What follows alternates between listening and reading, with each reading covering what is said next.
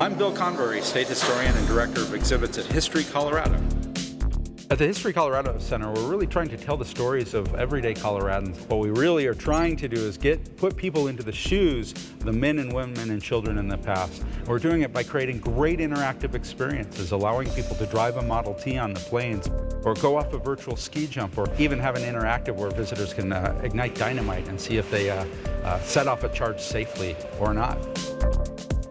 The History Colorado Center's steampunk-style time machines guide visitors back in time to experience Colorado's history firsthand. We're standing in front of one of History Colorado's one-of-a-kind time machines. This is a device which allows our visitors to explore a large map of Colorado and find out different stories that took place in different parts of the state. When visitors move it over a hotspot, they get to take it to a particular time in Colorado's past. All they do is select the time, pull the lever, and the time travel begins. This is a reconstructed barracks apartment space from the Omachi Internment Center in southeastern Colorado. During the Second World War, Japanese and Japanese Americans were forcibly relocated from the west coast of the United States and put into one of 10 concentration camps in the interior west. One was in Colorado. It housed about 7,500 people, more than half of whom were under the age of 18. This took more than 3 years, from initial conception to completion.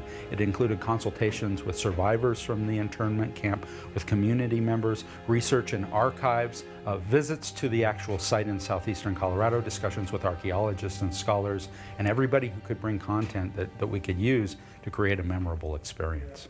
The History Colorado Center offers many different interactive exhibits, like a virtual ski jump, modeled after Carl Howelson Hills in Steamboat Springs, to an interactive mining exhibit from Silverton, Colorado's silver mines. We're deep in a silver mine in Silverton, Colorado, and our visitors are learning the skills they need to know in order to mine silver safely and profitably. The most important skill for a miner was the safe handling of dynamite. And in this area, we have an interactive about placing dynamite sticks in the wall in the proper order to make sure that the explosion happens safely. The history of Colorado comes alive through the stories and of the people that make up this great state. One particular story brings the modern-day ghost town of Kyoto back to life through an interactive walk through the city's past. Destination Colorado is the first exhibit that you'll encounter when you come into the new History Colorado Center. This is based on the town of Kyoto, Colorado, which was about 140 people in its heyday. The heyday of this town is around 1920, so this exhibit's really a step back in time in the 1920s, and it's located in Colorado's eastern plains. People think about Colorado, they don't think about the flat part. But in fact, a third of our state is flat, windy, dry plains. There's a lot of ranching and agriculture out there. It's a place that's sparsely populated, and even though this is really a quintessential Colorado story, it's in a place that most people don't associate with Colorado because they think of our snowy peaks and they think of skiing, and there's a lot more to the state than just that. Destination Colorado is dedicated to the hard work, determination, and courage of the individuals that settled the state. It's immersive, it's interactive, there's stuff to do, there's a slide, there's a cow that has to be milked, there's a Model T that you can ride in, it's filled with props like the ones you see behind me, and about 500 real authentic objects as well. One of the things that we have is a recreation of a school, and you can sit down at these desks in the school and take a picture.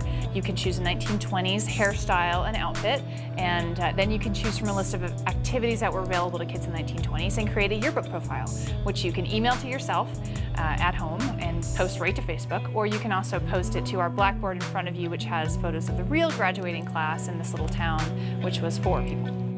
The interesting part of the story, as immersive and fun as this exhibit is, and most of what you do is get into the story and you meet these projections of audiovisual guides, the real people that lived in this town. You find out at the end that this town isn't here anymore. It's what you would call a ghost town.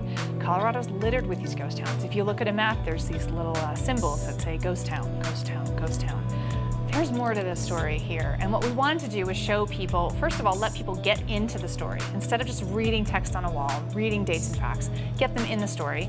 And we also wanted to show them that there's often more than we know. I mean, you drive by thousands of these places every year, but there's a story in every one of them. So this is not a story of failure. This community has endured, even though the town is not there anymore. There's just abandoned buildings, there's the foundation of the school. There's a community that comes back to this place every year and has a reunion and celebrates what it means to them. So it's about the deep roots that people have to this place, and also about their courage and determination.